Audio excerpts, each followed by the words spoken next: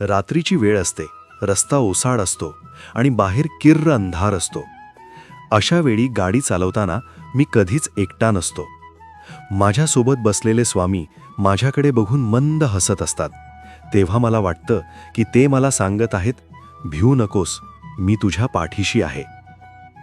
अनेकदा असं होतं की रस्ता चुकला किंवा गाडीत काही तांत्रिक बिघाड होण्याची शंका आली तर मनात पहिला विचार येतो, स्वामी बघून घेतील.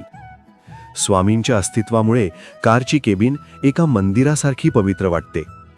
बाहेर कितीही वादळ असो किंवा रस्ता कितीही भीतीदायक असो, जोपर्यंत स्वामी माझ्यासोबत गाडीत आहेत तोपर्यंत मला कशाचीच भीती वाटत नाही.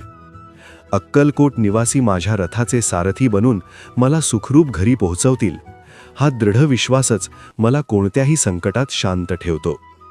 श्री स्वामी समर्थ. जय जय स्वामी समर्थ.